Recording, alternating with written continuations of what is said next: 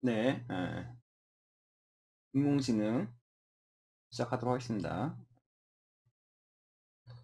크게 저희는 그 데이터 마이닝 기반 빅데이터 분석이라는 그 카테고리와 머신러닝 기반 빅데이터 분석 및 시각 및 언어지능 요 두 개의 카테고리를 나눴고요. 하나는 데이터 마이닝 쪽은 R 쪽을 위주로 했고요. 머신러닝 쪽은 이제 파이썬과 컴퓨터 비전 및 텍스트 마이닝 쪽 이쪽을 좀 주로 강의의 주제로 삼도록 하겠습니다. 처음 회차에는 기본적인 머신러닝이라는 개념이라든가 이런 것들은 간략하게만 하고, 실제 이제 우리가 머신러닝 쪽에서는 인공지능이라는 큰 카테고리 안에서 인공지능 안에 머신러닝, 기계학습, 그리고 딥러닝 이렇게 들어가는 거고, 크게 보면은 지금 현재 서비스 기획 측면과 플랫폼 구축 측면 이렇게 두 가지로 크게 인공지능은 나뉠 수가 있습니다. 서비스 기획 측면은 워낙 그 광범위하고 여러 가지 비즈니스 상황을 고려해야 되기 때문에 향후 어느 정도 이론이 정립이 되면 그때 좀 진행을 하고, 네, 플랫폼 구축 부분과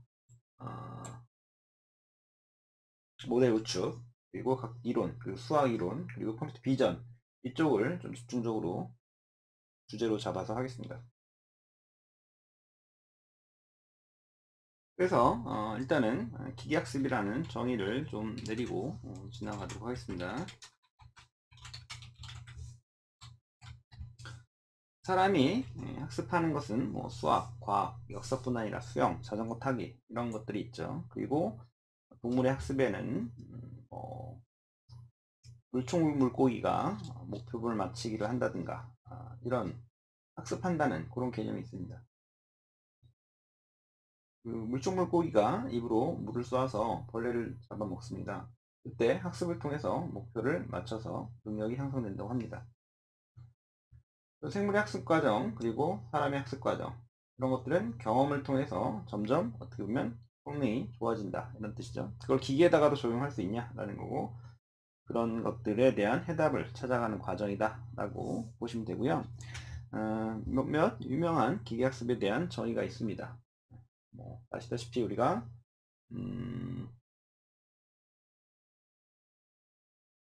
어떤 컴퓨터가 경험을 통해서, 그래서 이제 이거를 세 단어로 좀 축약을 해서 얘기를 할 수가 있는데요. TPE거든요. 경험, experience 한다 이거죠. 그죠?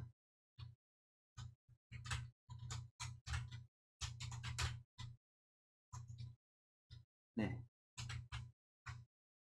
경험을 통해 학습할 수 있도록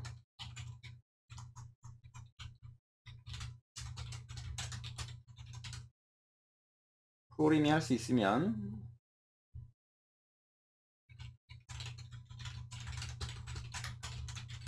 세세하게 프로그래밍 해야 하는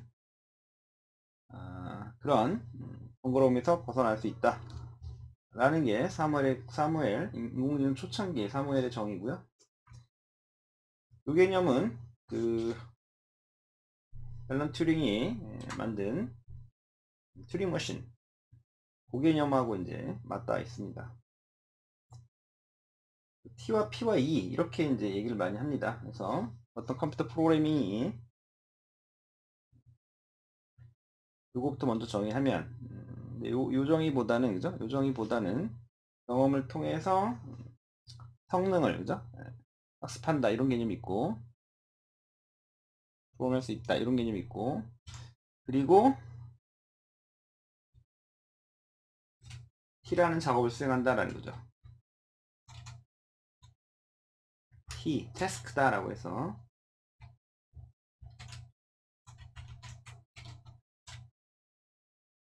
프로그래밍 작업, 태스크 작업을 수행한다. 그랬을 때 성능을 P라는 속도로 평가했을 때 퍼포먼스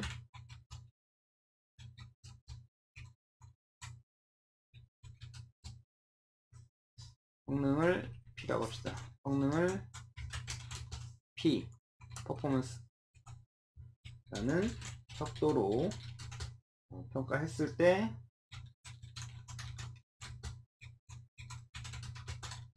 이 경험, 이를 통해서 성능이 개선되었다면, 그죠?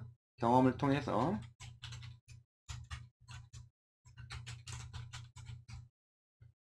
성능이 개선되었다면 이 프로그램은 학습을 한다. 이렇게 말을 할 수 있다라는 거죠. 이게 가장 현재의 보편타당한 기계학습의 정의인 것 같고요. 그래서 우리는 사실 역사나 이런 것들을 보게 되면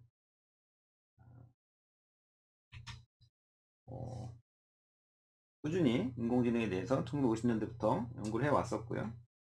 인공지능이 갑자기 탄생한 게 아니라 컴퓨터가 보면 성능이 엄청 초당 수십억 개 복잡한 함수, 미분과 적분도 족족 해내는, 원래 이런 아주 간단한 일은 원래부터 잘 해왔죠. 그럼으로써 컴퓨터에 대한 기대감이 높아졌었고, 그에 대한 실망으로 인공지능의 겨울, 인공지능의 침체기가 있었고요. 어떻게 보면 사람이 쉽게 하는 일은 당연히 컴퓨터가 쉽게 하지 않을까 라는 그런 믿음이 있었다는 얘기죠. 하지만 사실상 그렇지 못한 일이 많았었고, 고양이나 개를 구별하는 것조차도 못했던 역사가 있습니다. 지금은 그런 게 워낙 일반화돼 당연시 다 머신이가 한다라는 그런 개념이 있기 때문에 최근에 이게 갑자기 이렇게 패러다임이 데이터베이스 어떤 패러다임이 바뀐 거죠. 데이터 기반으로, 그죠? 지식 기반에서 데이터 기반으로 바뀌었기 때문에 그렇다라는 겁니다. 초창기에는 이 지식 기반이 주류가 돼서 하나하나 머신에게 어떤 일을, 사람이 하는 일을 다 서술해 줘야지만 됐다라는 거죠. 예를 들면 단추라든가 우리가 알고 있는 그런 숫자, 이런 것들조차도 하나하나 다 기술을 해줬어야 된다. 모양이라든가 사람이 쓰는 숫자 같은 것도 상당히 많은 작업을 했었어야 된다는 거죠. 서술을 하려면. 이게 바로 이런 식의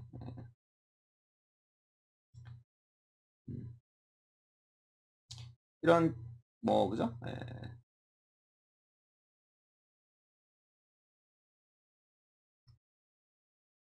단추를 서술하더라도 상당히 변화가 심하죠. 인식 시스템이 대처해야 하는 심한 변화 양상이다라는 겁니다. 이런 패턴을 어떻게 기술할 것인가? 사람은 변화가 심한 장면을 쉽게 인식하는데 그렇지 못하다라는 거죠. 사람은 이렇게 변한 심한 장면을 인식하는데 이거를 머신에게 정확하게 기술을 해줘야 되는 그런 지식 기반이라는 거는 한계가 있다라는 거죠. 그래서 단순히 그냥 이 단추라는 걸 구멍이 몇 개 있는 물체라고 정의했을 때는 많은 오류가 있을 수 있다라는 거죠.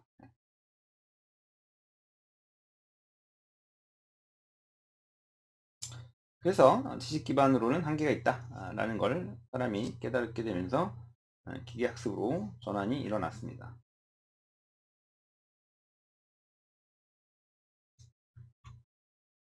그래서 데이터 중심으로 접근 방식이 바뀌었고, 그거를 우리는 회귀 문제로 분류 문제로 머신에 대한 어떤 머신러닝 개념을 쉽게 이해할 수가 있죠.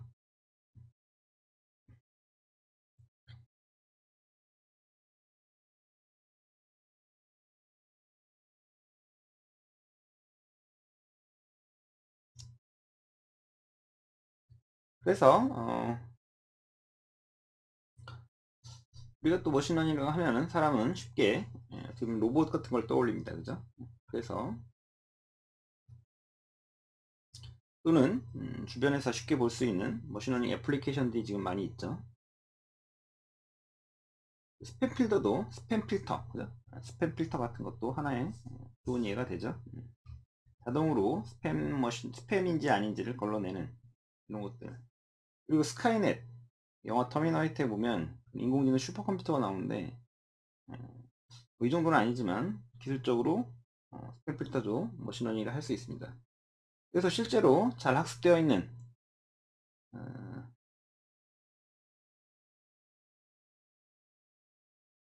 우리가 이제 더 이상 스팸 메일을 걸러낼 일이 없는 거죠. 알아서 걸러내기 때문에 현재로서는 추천이라든가 음성 검색 이런 걸로 많이 발전이 되어 있고 많은 제품과 기능에서 수백 개의 머신러닝 애플리케이션이 지금 나와 있고요. 활용화되고 있는 시점입니다. 그래서 기계학을 배운다는 그 정의는 이런 식으로 정의하실 수가 있고요. 그리고 우리가 이제 머신에게 답을 알려준다. 지도를 이제 한다. 라벨링이 있는 걸 가지고 학습을 시켜서 그 패턴을 이제 찾아가는 그런 방식으로 학습을 시킨 걸 지도 학습이다라고 하고 라벨링 없이 스스로 학습하게끔 하는 비지도 학습이고 온라인 학습은 이제 그런 식으로 이제 분류를 하죠 우리가 그죠? 머신러닝 학습을 우리가 지도, 비지도, 그 다음에 실시간 데이터를 받아서 학습하는 온라인 학습 그리고 그렇지 않은 배치 학습 그러니까 온라인 학습과 배치 학습 이렇게 구분하기도 하고요. 그리고 사례 기반 그리고 모델 기반 이런 식으로 나뉘죠. 우리가 기계학습의 어떤 분류를 보면 현재로서는 지도, 비지도 이렇게 나뉘고 있기도 하고 그 다음에 온라인 배치 그리고 사례 기반 그리고 모델 기반 이런 식으로 학습을 크게 나누고 있죠. 그래서 전반적인 큰 흐름을 먼저 보시는 게 좋을 것 같습니다.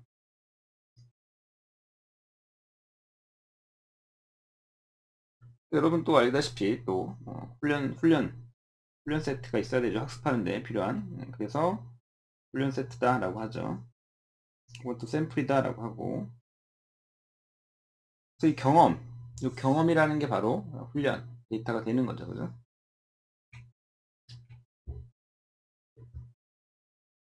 이게 바로 훈련 데이터가 된다라는 거죠.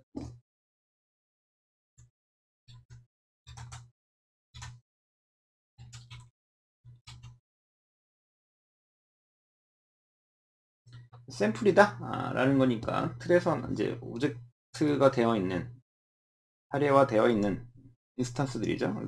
통계에서 우리가 observation이다 라고 하고 인스턴스라는 말로 이제 우리는 주로 번역하죠. 사례 기반. 실제 이제 데이터들을 가지고 이제 학습을 해야 되는 거죠. 용어가 상당히 비슷한 용어들이 이제 많이 나올 겁니다. 이제 대부분 그 개념들을 잡아 나가시다 보면 다 그 말이 그 말이고 다 비슷한 말이다라는 걸 아실 겁니다. 책이 워낙 요즘에 많이 나와 있고 용어가 통일되지 않다 보니까 같은 말인데도 뭐 다른 단어로 상당히 많이 쓰고 있습니다. 뭐 훈련 샘플, 뭐 세트, 훈련 사례, 뭐 훈련 데이터, 뭐 이런 것들. 그래서 머신러닝에서 이제 이런 경험을 통해 학습할 수 있도록 하는 그런 데이터들인 거죠.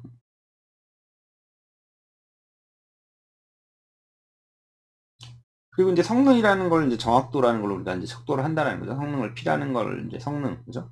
그래서 성능 측정을 정확도라는 걸로 우리가 주로 많이 하고 있죠. accuracy.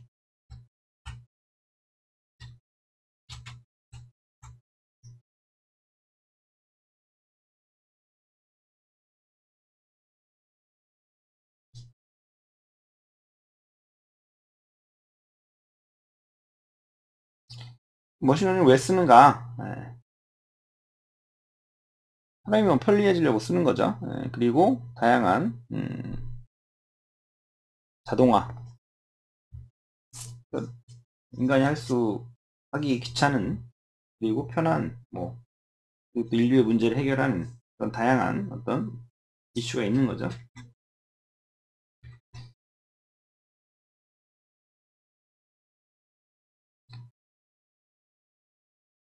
하나의 간단한 예를 들어서 머신러닝을 왜 쓰는지, 그죠?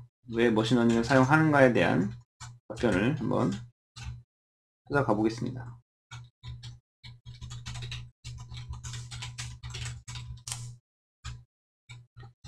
스팸 필터를 보면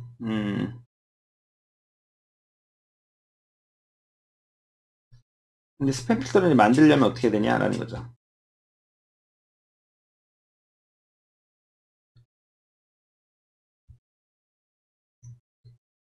일단 뭐 메일 주소에 메일 제목에 상당히 많은 단어들이 이제 나올 건데 거기서 주로 나오는 단어들의 패턴이 있죠. 물론 라이브 베이스 기법을 써서 한다는 걸 알고 계실 거고 뭐 쉽게 말하면 광고 관련 무료 뭐 신용카드 뭐 이런 어떤 특별히 광고 쪽 광고를 하기 때 등장하는 그런 단어들이 있지 않습니까? 그런 거에 이제 패턴이 있다라는 거죠. 그런 패턴을 감지하는 알고리즘 작성해서 패턴을 발견했을 때 그 메일을 스팸 메일로 분류하게 되는 거죠. 그리고 그 프로그램을 테스트하고 론칭할 만큼 충분한 성능이 나올 때까지 계속 그 단계를 반복을 하는 거죠.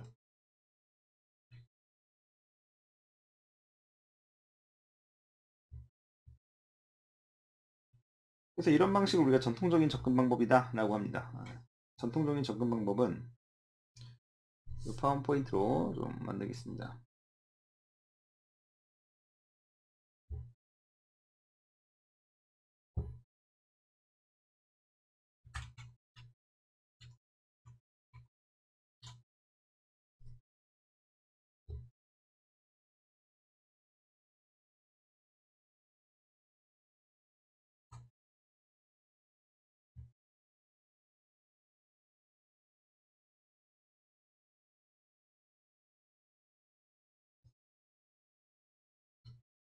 문제가 있는데 이거를 연구하고 이거에 대한 규칙을 작성하고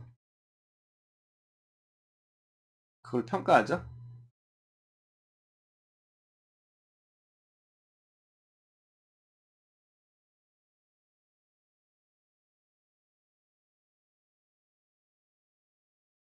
그래서 이 평가가 쓸만하다. 그럼 이제 그 시스템을 론칭을 하는 거죠. 문제 연구.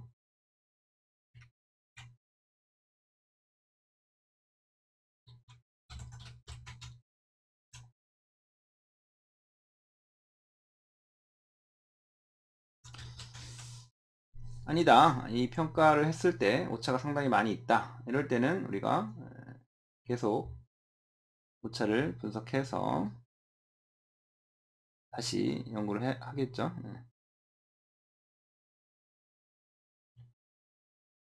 여기에 이제 오차를 분석하는 게 있겠죠.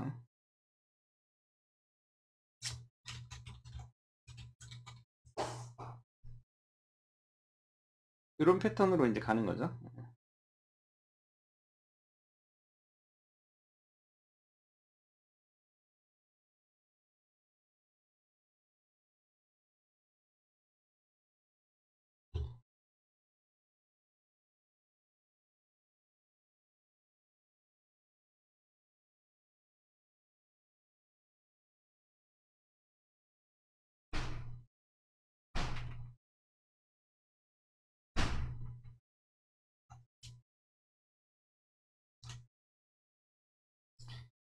근데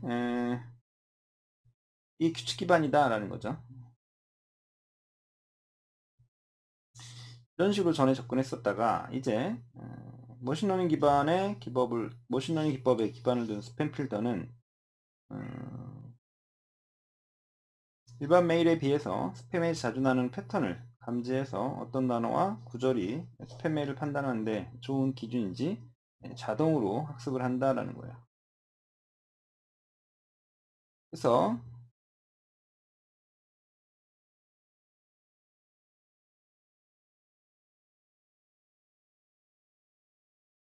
이 방식과 어떻게 이제 차이가 나는지를 비교해 보도록 하겠습니다.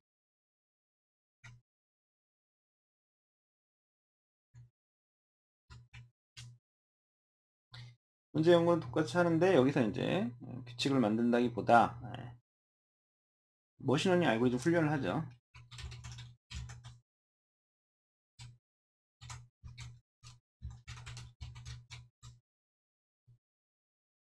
데이터를 넣어서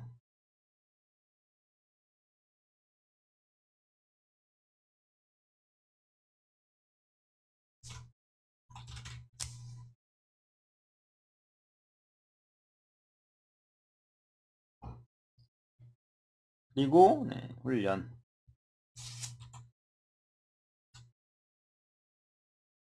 역시 또 마찬가지로 이제 평가를 하죠. 근데 여기서 이제 우리가 솔루션을 이제 만들어야 되니까 솔루션이다라는 거죠.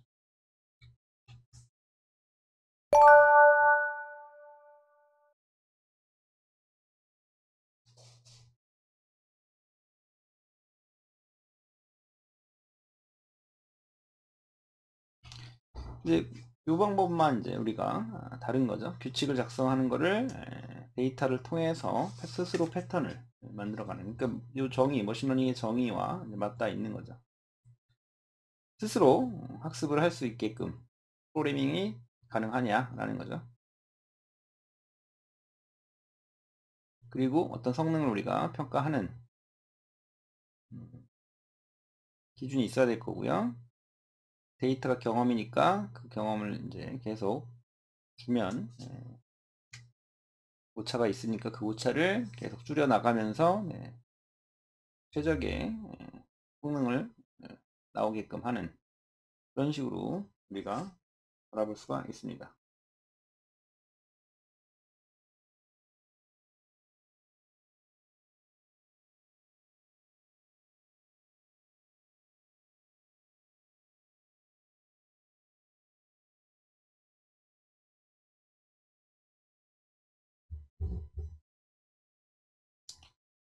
그래서 머신러닝이 좀 유용한 그런 분야가 또 따로 있다라는 거죠.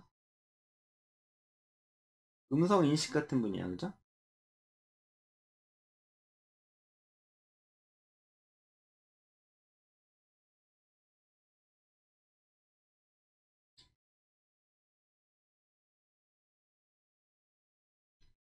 음성 인식 같은 경우도 우리가 뭐 단어를 말을 할 때 그 단어에 따른 사운드, 피치의 어떤 사운드라고 하는데 피치 사운드 뭐 우리가 원이다라고 발음한 거와 투라고 발음했을 때 투, 이게 투라는 단어는 좀 높은 피치의 사운드가 좀 시작이 됩니다. 그 높은 피치의 사운드 강도를 측정하는 알고리즘을 코딩해서 원과 투를 구분할 수도 있을 거고요. 당연히 이 방법은 다양한 여러 언어로 된 수천 개의 여러 사람이 말한 수백만 명이 말하는 그런 단어를 구분하도록 확장해야 되는데 그것은 좀 어려운 문제가 되는 거죠. 그리고 그 단어를 녹음한 샘플을 사용해서 스스로 학습하는 알고리즘을 작성하도록 한다라는 것이 현재 가장 좋은 솔루션이죠. 그래서 데이터를 계속 넣어준다 이런 개념이 이제 강하다라는 거예요. 그럼으로써 계속 성능을 바꿔가야 되고 실제 데이터는 계속 실제 생활의 사례에서는 계속 나오잖아요. 그러니까 새로운 어떤 패러다임, 새로운 어떤 변화가 한계가 없는 거잖아요. 일상생활의 어떤 그 우리가 원하고자 하는 어떤 여러 가지 상황들 그런 것들에 대해서 계속 지속적으로 예, 학습을 해야 된다는 얘기죠. 결국은 이제 머신러닝 기술을 적용해서 대용량의 데이터를 분석하면 겉으로 보이지 않는 패턴을 발견한다라는 그런 데이터 마이닝과 다 있다라는 거죠.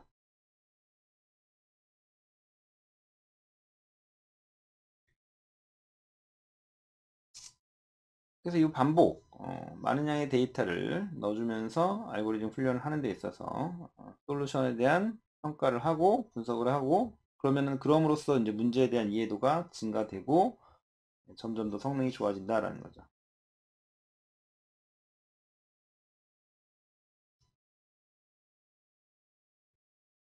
그래서 특히 이 머신러닝이 좀 뛰어난 분야가 있어요. 그래서 그런 거를 좀 보시면 왜 머신러닝을 쓰는지 좀 알 겁니다.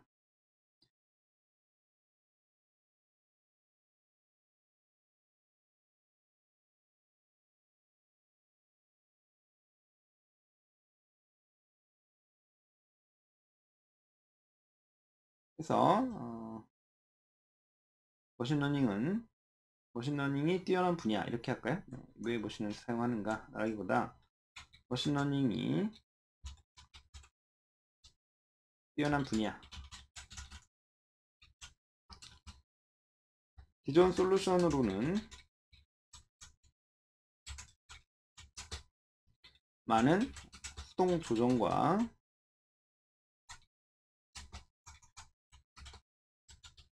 규칙이 필요한 문제.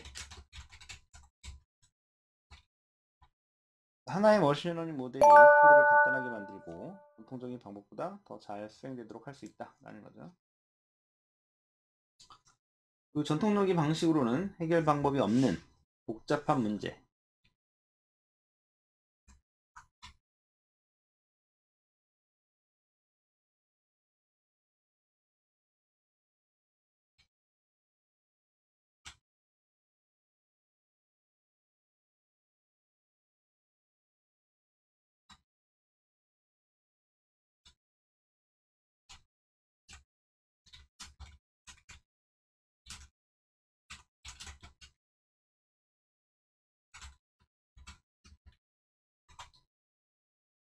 그리고 어떤 유동적인 환경,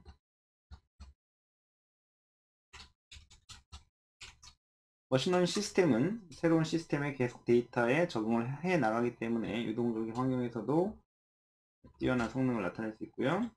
복잡한 문제와 대량의 데이터에서 공차를 얻는다는 데이터 마이닝과 그런 문제가 겹치죠. 여러 애플리케이션 사례가 있습니다. 우리가 특히 이제 뭐 비즈니스 사례도 나중에 많이 볼 텐데요.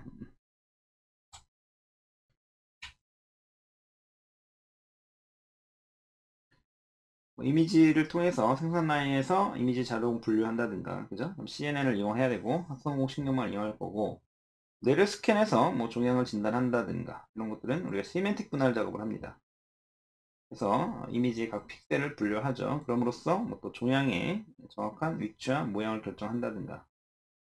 요즘에 뭐 자동으로 뉴스 기사 분류하는 거, 자연어 처리, 내추럴 랭귀지 프로세싱을 이용하는 작업들, 텍스트 분류하는 거죠. 그다음에 순환신경 RNN, 그다음에 트랜스포머, CNN 이런 것들을 이용해서 트마이닝 같은 그런 작업들을 많이 하고 있죠. 그리고 또 감성 분석, 부정적인 코멘트 자동으로 분류한다든가, 역시 자연어 처리, 텍스트 요약, NLP죠. 챗봇, 개인 비서 만드는 거, 자연어 이해죠. 역시 예측하는 거, 이제 스윙 예측하는 것들, 그죠? 회기 작업이겠죠. 선형 회기, 다양 회기, 그 다음에 회기 SB, 소프트 팩트 머신을 통한 분류,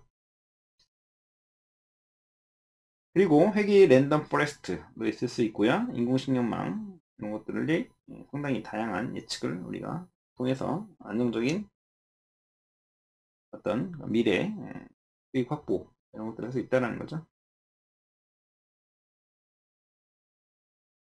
음성 명령에 반응하는 앱 만드는 것들, 음성 인식 작업이죠. 그러면 결국 오디오 샘플을 처리해야 되는 그런 작업이 있을 거고요.